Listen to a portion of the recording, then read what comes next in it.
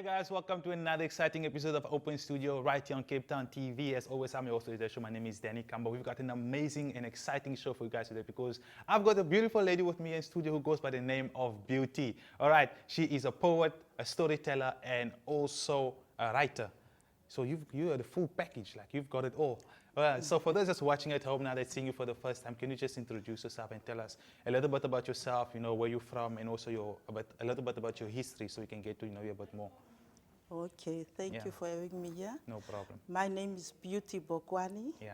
I'm a writer, a storyteller, and a poet. Okay. I use my writer as a healing tool and to give children a hope and to make them feel loved. Okay. My writing is also been inspired by injustice, abuse, and racism. Okay. So, and I was born in Sutherland, and I also grew up there during the days of apartheid. And then I came to Cape Town to study. Wow. Yes. So before we go into the book, you spoke about injustice, abuse, and racism. Just to break it down, can you tell us how did those three things impact your life? Okay, the abuse, I can say, it impacted my life as I grew up as a child in the times of apartheid, going to Afrikaans-speaking school as a Xhosa-speaking child. So I was being treated differently, and I was forced to do things that makes me unhappy. And if I refused to say that, like there was a time when we had to recite poems for one assignment while I was in primary school. So everybody was reciting their poems in front, and when my name was called, but they choose out of the book. I didn't choose mine out of the book because it made me feel bad. And the teacher forced me to recite that poem. So, and the poem that I wrote, he refused me to recite that poem.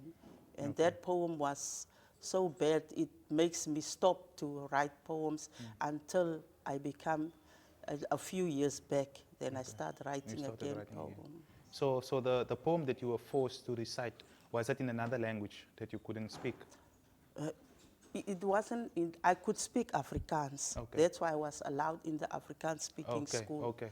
But it was the content of the poem. Okay. It was discriminating against me as a person, because the poem went, die kaffertjie speel met sy gura in sy hand, which means it was like calling me a kaffertjie, like me. If I recite that poem, I like me swearing at myself. So it makes me feel sad and angry at the same time. Wow.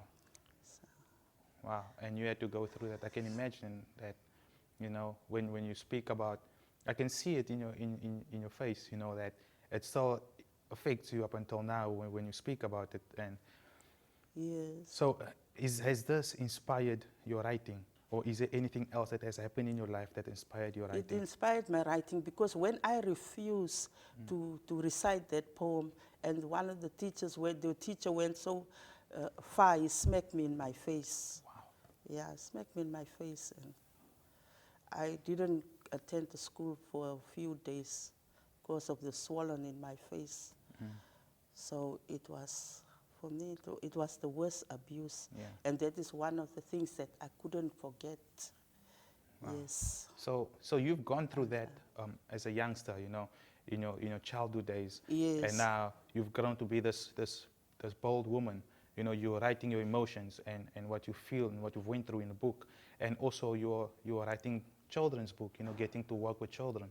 So how has your experience helped you, to work with kids right now? Because there are still kids that still going through, it might not be as much in racism, but there is still abuse happening.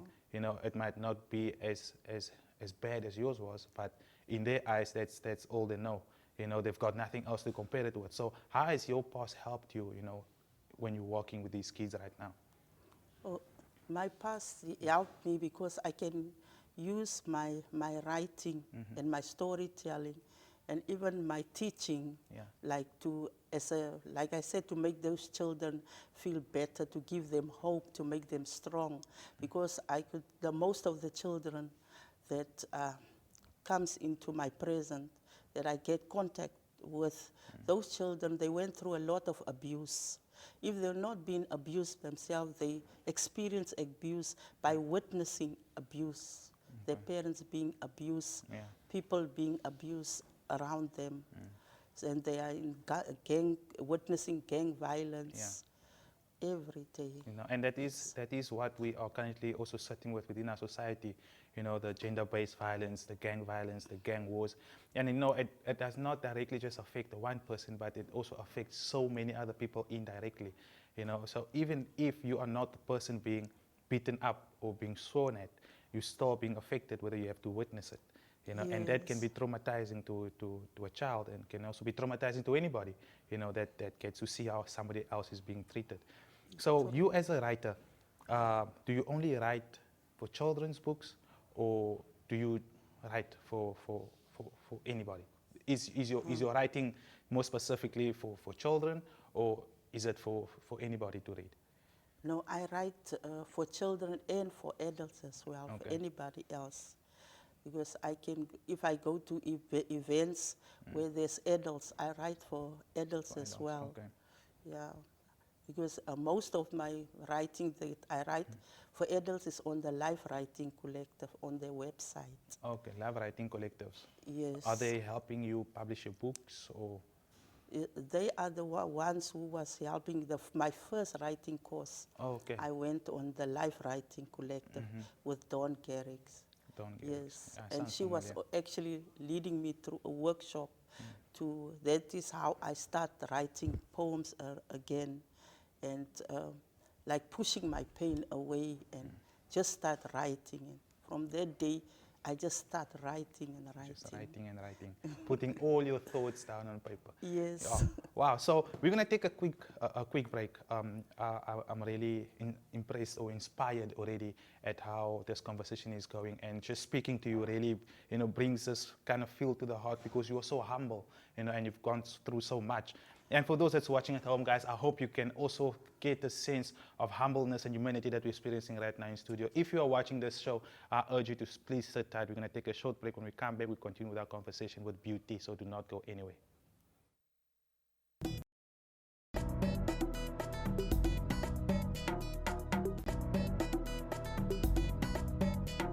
All right, guys, welcome to what you're watching Open Studio right here on Cape Town TV. I've got Beauty with me in studio, who is a poet, a storyteller, and also a writer. All right, we're going to continue with our conversation. We spoke a little bit about her background, the inspiration behind her writing and the poetry. And now just to tap in a little bit more, Beauty, you are actually not born in Cape Town. No. You were born in Sutherland. In Sutherland. Okay, tell us what happened. Why was there a transition? Why did you move from Sutherland to Cape Town, and why didn't you go back, even though you were facing all these challenges here in Cape Town? The reason why I moved from Sutherland is to come to complete my high school in the Western Cape. Because number one, there were no high school in Sutherland for us to attend. And then my brothers, two of my brothers, they were staying already in Cape Town. So, and my parents were old when me and my sister were conceived. So my brothers, they were like more than parents to us, like our fathers. So I came to stay with my brother, and my brother helped me to get into the high school. Okay. And the reason why I only go back to visit, because Sutherland is a very small place, and there was no work opportunities. Yeah, for us there. So the opportunity was better to stay in Cape Town, finish your studies, and try to get a job here. Wow. So tell us about your work here, from the time you've been in Cape Town, your books. Tell us a little bit more about your writing. What books have you written so far, and where are they now? From the time I'm here in Cape Town, I write my memoir. Okay. It's called Children of the Light. Yeah, in Children of the Light, I explain about the poem that I talk about. The name of the poem is The Sunbeam. Yeah. And I explain everything there, how it makes me feel, how it happens, that, I wrote that poem and the reason why, and how it ended Okay. while I was reciting the poem. And So, then I yeah. also wrote about also what happened when I was a child. I used to write letters for my illiterate father and his friends. Okay. So what I did, all those, and that was, all of them, there was like, because my father was an old man already, so obviously his friends was also old. So they passed away, all of them. So I was just thinking, how can I remember my father and his friends? Let me just write all those letters that they asked me to write. Some was funny, some was sad. Yeah. So let me just put it in book form. So I did it, and I just call it like the scribe. Describe. Wow. Yes. So that is what you've done so far. Yeah, So there's for the lots of, adults, and yeah. then I'm also busy with my other books that I'm writing. Okay. Yeah, So there's but lots of it's not emotions. finished yet. There's lots of emotions attached to your writing and to your poetry. I can really feel that. Wow. So you you have this love for children. You know, you have this passion for children, and you are currently running a creche. Okay. Yes. So how do you balance that? You know, running a creche, being a poet, being a writer, being a storyteller. How do you balance your life right now? Well, I can say, like, number one, my passion, it pushed me to balance it. Okay. Because my love for children, like, I was married once, but my marriage didn't last because of the reason I couldn't have children. So I Okay. have this love for children and my own experience also as a child. And when I saw the children in my community and how they suffer, and I was just thinking, I just have to do something about it. Wow. So you can't have children of Yes. your own. No. Oh wow. And and the other thing is like, how do I balance? I sacrifice. I stand up very early, but it's a good sacrifice because I love it. It makes me happy. I can stand up between 3 and 4. I stand up in the morning. I start, after I pray, I start to write. When I will stop 5:30, I prepare for my creche, for the children to come, the breakfast and everything. And then my day will start as They will normal. start. Sure. That's a lot of commitment to put in there. And how has the community, you know, gotten involved with your creche? How have the support been towards you? Or the strength, like the community. I don't have any support from the community, but one thing I say, like from the adults, but the children and the young people, they are the ones who support me. Children support me a lot, and young, like teenagers. Others, there is not even from my community. Like there's those children, they came from Durbanville High School. Okay. They bought for the children mattresses. They raised some little funds Yeah. to give the children food. Wow. So your book has taken you to the Cape Town Open Book Festival. Tell us about Yes, that experience. How was that like for you? it was wow. Yeah. I couldn't believe it. I can when imagine. when the children book illustrator Samantha van Red, she Yeah. called me and tell me I have to come. I thought she was joking. So I went there. I was very excited, Yeah. and felt blessed. Yes, So and yeah. nervous as well. So which book brought upon these blessings for you? Which book was it? Oh, the one I read there was Tililinchi. Tililichi. Tililinchi is about the insects. Tililinki. Is it Yes. Afrikaans word? Yeah, Tililinki is Afrikaans Yeah. girl, but I wrote it in English. Okay. But sometimes I tell it in Afrikaans as well, because there's many children in my class is Afrikaans speaking. Okay. So our record tells us that you have submitted 3 books so far for publications. Yes. Okay, are you allowed to speak about them yet, or must we wait until it's out? You want to tap into it a little? I will just, won't go deep. I will Yeah. just tell why I write it. Maybe I Okay, can yeah, tell I'll you why appreciate I that, write yes. that. Like the one called Noda Badini. Noda Badini, she is warning the children against child trafficking. Is this one? Is this one of the three? One of the three books? Yes. Okay, I think we're gonna keep it for after the break. We're gonna take a break, a short break again now, and then when we come back, then you give us a whole layout of why you wrote each book. I think the viewers will really appreciate that. Is that fine? Okay, no Okay, sure. problem. Guys, we're going to take another short break. When we come back from the break, we're going to continue the conversation with Beauty. So do not go anywhere. Take a friend along, sit there, relax, and we'll be back after this.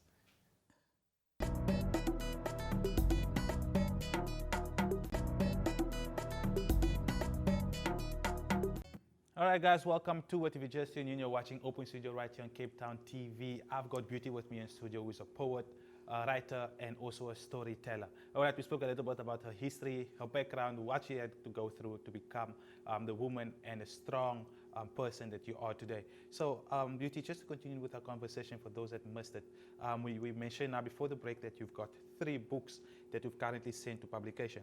All right, and you said you're going to tell us a little bit why you wrote these books. So can we just dive into that, why you wrote these books? Okay. I wrote those 3 books for a reason, Okay. and especially for children. Like the one book that is called No Dabadini. No Dabadini is warning the children against child trafficking. Okay. And then Tililinchi and the insects, they are warning the children against racism and stereotyping each other. Okay. And then the last one is Tolongwane. Tolongwane is telling the children to be brave and always to try no matter what, and don't let fear stop you. Wow. And are all those books written in one language, or can you get them in various languages? I wrote them all in English. Okay. Okay. So Yes. are you planning maybe in the future to get it into, maybe Xhosa or Sotho or Zulu? Yes. Yeah, I think that will reach more people. But the initiative behind it, though, the idea behind it is amazing. To warn people. We're not just talking about it. You are warning them about this gangsterism. You are warning them about abuse. You are actually warning them, which is good. Something to take into the future. So for those that want to get a hold of your books, want to get to read it a bit more or to understand it a bit more, can you tell us how can we do that? Okay, the children books, it is, I just sent it in for publication. But the adult, the memoir, one memoir is been published here in the Life Writing Collective. Okay.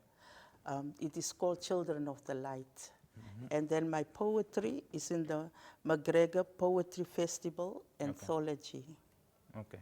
So in this, if I look at this one over here, so this is basically your book in a book. Yes. Okay. So how did this come about? How long did you work towards this? You see, this is a book. This book is about a group of women from different walks of life. Yeah. Everyone's sharing his life experience, whether it's sad or happy. And while we're doing that, we also, after we publish our work, we come together like once a month. We sit as a group, we read each other's work, we listen, advise each other. We come like a family to each other. Wow. So all of you guys, you've got your stories in here. Yes. Wow. That's amazing, actually. Where it's not just you sending it away and putting it, you just knowing that it's going to be put in this book here, but you actually have met with the other people that have got the stories also being told in this book, and somehow you can relate. That's amazing. So in this book that you currently have in your hand, you've got 2 poems that you want to read for us. So before you read it, can you tell us a little bit more about each one, about why did you write it? I wrote this poems. Yeah. The one is The Sunbeam. Okay. That is also being published in that book. Okay. That I wrote a memoir Yeah. about. And the reason why it is here, it is because of the Life Writing Collective that I actually went. They sponsor me to went to the McGregor Poetry Festival. Wow. Yeah, and Kanini's story, it's in Afrikaans. It's about a girl. Everybody gave up hope on her, even herself. But by the grace of God, she could stand up again and pull herself together. And she surprised everybody. And she became the person who could be a better person. And she could change, and she could, nobody would even say that she ever used drugs before. A good ending. I always love a good ending. Yes. So are we going to start with that one day? You just want to, take us, read for us. Yes. Yeah, what is I'm that say one's name? His name is Kanini's story. Kanini's story. Ja, I wrote it in Afrikaans. Okay.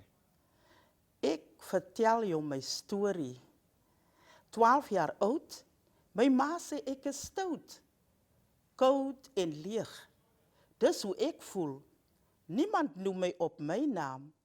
Soos ek hier sit, hoog getik. Ek dans op my sokkies en vang tokkies. Almal lag droog met 'n dagga oog. Stadiger as 'n slak. Dom gerook aan die ganja. Die dronkes kap om.